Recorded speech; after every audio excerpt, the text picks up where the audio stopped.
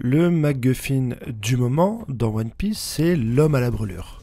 L'homme à la brûlure qui possède le dernier Ryo Poneglyph qui devrait permettre normalement au Mugiwara d'atteindre la dernière île et donc de découvrir le One Piece.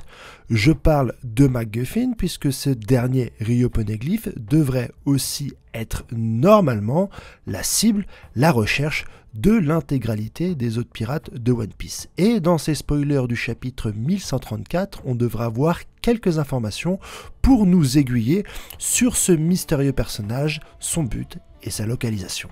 Salut les gars, j'espère que vous allez bien, bienvenue sur cette vidéo. Aujourd'hui on va parler du spoiler du chapitre 1133 de One Piece, mon frérot. Bien sûr, si tu aimes ce genre de vidéo, n'hésite pas à t'abonner, ça fait plaisir. Si tu me suis sur cette chaîne et que tu aimes bien les spoilers, à mettre ton avis directement en commentaire puisqu'on va avoir quelques révélations peut-être dans ces spoilers, et bien sûr à mettre la notification si tu vas avoir directement un signalement dès que je sors une vidéo, mon frérot. Aujourd'hui, toujours One Piece sur Elbaf, même si à mes yeux, le démarrage de cet arc est un petit peu laborieux, il semble qu'on va aller en tout cas vers des révélations, vers des informations, puisque c'est un chapitre qui va se centrer autour du personnage de Saul. On sait qu'il est sur Elbaf, on sait qu'il a plein d'informations, et j'espérais qu'il nous les délivre assez tôt. L'auteur aurait pu nous faire voyager un petit peu dans l'île durant plusieurs chapitres avant de faire rencontrer Saul et les Mugiwara, mais il n'en est rien, ils se rencontrent directement dans ce chapitre 1133. Le chapitre va commencer avec un flashback de Nico Robin à l'époque et du point de vue de Spandam, où on va voir un petit peu que Nico Robin a beaucoup pleuré suite aux événements d'Ohara et qu'elle a failli mettre fin à ses jours. C'est l'information assez choquante qu'on apprend dans le chapitre. Les Mugiwara dans le présent se dirigent directement vers Saul qui fait exprès de dormir, etc. Il y a quelques éléments gag, mais finalement les personnages vont se rencontrer. On voit que Saul est à côté d'un bateau qui est capable de générer des nuages. L'élite nous explique que la technologie du docteur Vegapunk peut continuer à fonctionner sur Elbaf grâce un petit peu à sa météorologie, ce qui n'est peut-être pas capable sur d'autres îles, mais en tout cas ici c'est possible. Mais ce bateau qui peut créer des nuages me rappelle fortement le bateau que nous avait décrit directement Lafitte de l'équipage de Barbe Noire concernant un navire noir qui était capable de faire des tourbillons. Si on a une technologie capable de faire de la brume, est-ce qu'on a aussi une technologie capable de faire des tourbillons? C'est également un bateau qui est capable de voler. On s'était concentré sur le fait que les tourbillons autour de ce bateau noir étaient très certainement là grâce à un fruit du démon.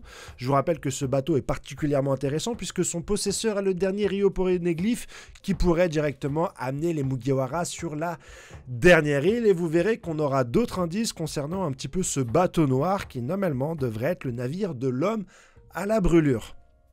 On a des retrouvailles un petit peu chaleureuses entre Robin et les Mugiwara. Robin s'est fait une nouvelle coupe, elle lui dit est-ce que tu es content que je suis encore vivant, etc. On a pas mal de Mugiwara qui fondent directement en larmes, et Saul nous apprend un petit peu comment il a réussi à survivre. Actuellement, c'est le prof d'histoire d'Elbaf. J'espère qu'il va nous raconter des histoires et qu'il va nous faire des révélations. J'espère vraiment qu'il est là pour ça.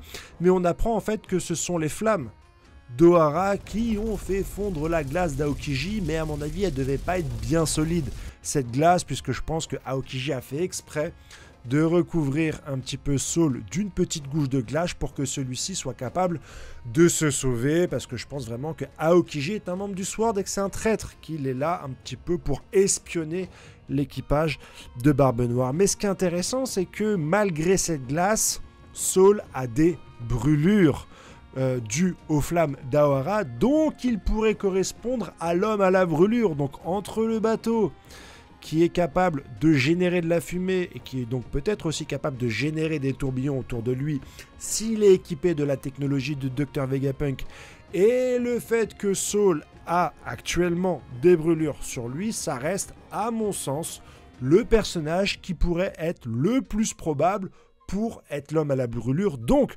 celui qui normalement a le dernier Ryo Poneglyph. Le chapitre se finit avec le visage de Luffy rayonnant qui voit un petit peu Robin retrouver son ancien ami, son vieil associé. Donc voilà, en tant que capitaine, il chapeaute tout cela. Voilà les tenants et aboutissants du chapitre de cette semaine. Si tu aimes cette vidéo, n'hésite pas à t'abonner, commentaire, petite cloche et un like mon frérot. À me donner aussi ton avis en commentaire, parce que tu as certainement un avis sur cet homme à la brûlure. Et sinon, je te dis bien à jeudi pour le résumé complet, et peut-être un review ce week-end. Voilà, on attend Hunter x Hunter. Allez, bisous, ciao les amis, bye bye.